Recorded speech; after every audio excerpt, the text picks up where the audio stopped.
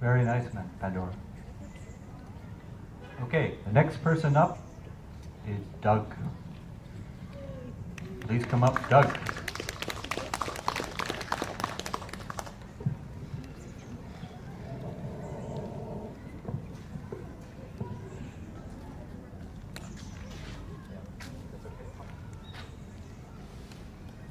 I think all of us from time to time have gone for a long walk and walking along a trail like the seawall or somewhere, and people pass us by. We pass people by, and there are little conversations or snippets of conversations that we notice that we only get a little partial segment of. We always wonder what's the full story. But it's always intriguing to get these little snippets, and that's what this poem is about. Sound bites from the seawall. On a Sunday walk, we trundled down the Burrard Street Bridge to the seawall near the Aquatic Center. The sky is a cool liquid gray reflected in the boaty channel below, and the path is divided between strollers and cycles. The metal blue asphalt is skifled with sand kicked over from Sunset Beach, adding grit to our shuffle. Heads up, heads down, catching an eye from burly to slight, foreign to familiar, lovers to friends and acquaintances, we are all a human stew on the move.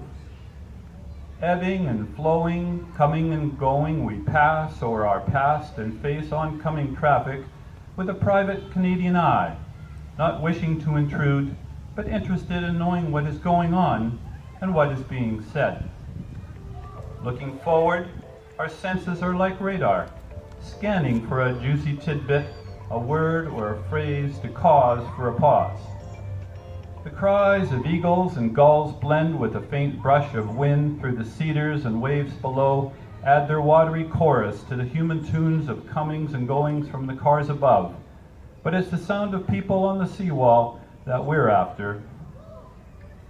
Words at first are like particles in the distance, gathering like dust, swirling but undistinguishable. The closer we get to our walkers, sound integrates into a few intelligible syllables.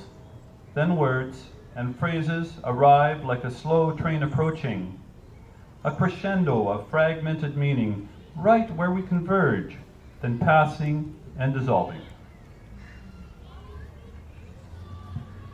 10 kilometers speak of relationships, objects in space, and things that make you go, A couple approach us with their little dog, smaller than my cat, with potential to be crushed underfoot at any moment, unnoticed except for its yelp when owners are yanked out of their transfixed conversation like a leash. Bike riding foreigners have the most to say, but we have no access to their language. Damn. But wait, a crowd approaches with a gold mine of potential, hopefully offering a nugget or two. And the fact that she won't meet with him until the divorce is final. Where's Trump Tower? Oh look, there's a heron. They go like this, and they go like that. That's really good, I trust you.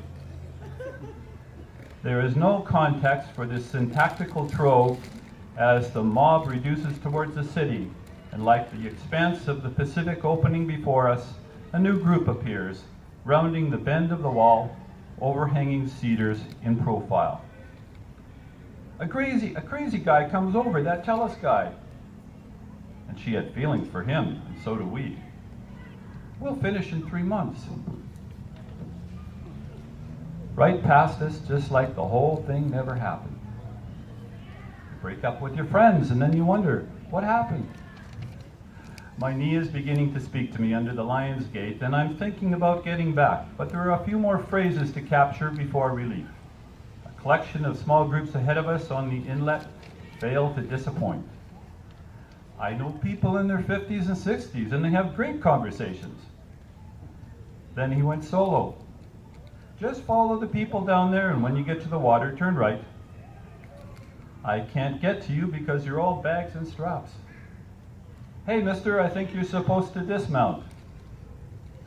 When we near our departure point in the West End, our pace slows like our interest in gathering more sound bites as we resume our status in the universal crowd.